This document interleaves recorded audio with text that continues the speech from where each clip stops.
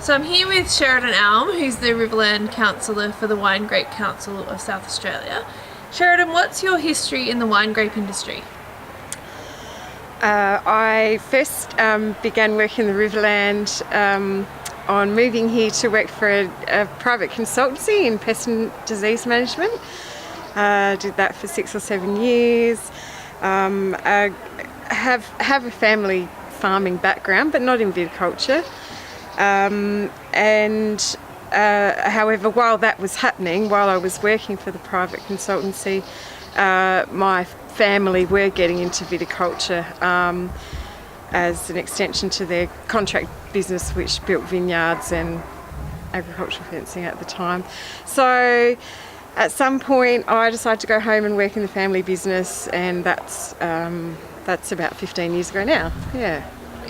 So why is it so important for Riverland growers to be represented at a state level?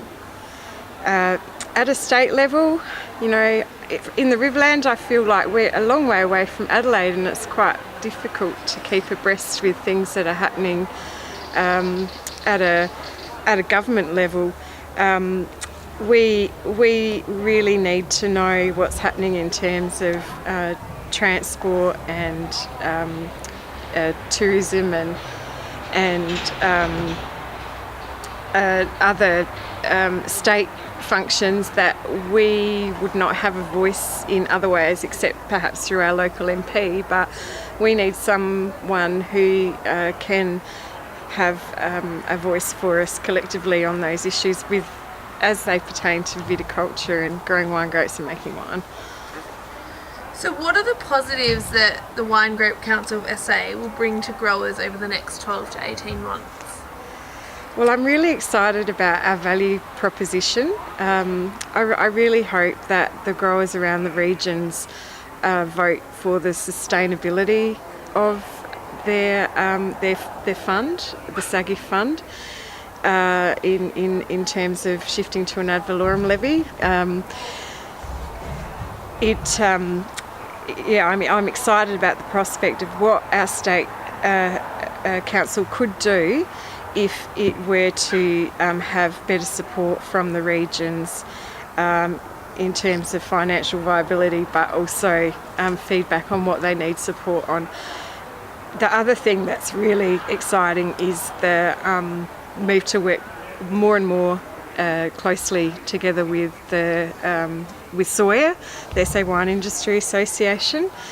I think we could achieve really, really great things working more closely with the winemakers. Perfect.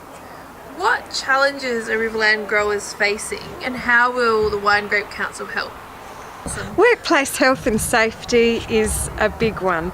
It's something that we think about every day, but we don't dedicate enough time to deal with. So the State Council, the wine grape growers having better access to really specialist service from SA Wine Industry Association will be a huge help. Transport is another one. We all, as growers, would have had issues with the chain of responsibility during this harvest just finished, and it's a bit of an unknown. So what are the repercussions of being fined or whatnot? Where does that lead? We don't really know, and each winery is enforcing the code differently. So Wine Grape Council help in clarifying the situation and providing information? I believe so. They can collectively be our voice to the respective state governments and put it into plain English for us, but also give feedback to those bodies about what's necessary and what's not, how to actually achieve what it is they do want to achieve with the code of responsibility, the chain of responsibility. Yeah.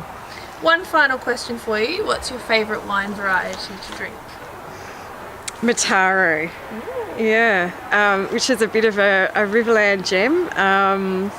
We grow a bit of Mataro, and when, there's been times where Matara has been out of favour, and most of us might not even know of it as Matara. They'd call it Mourvedre in other regions, but we just call it plain old Matara here. It's a working man's grape, and you can do anything with it: rosé, fortified, dry reds.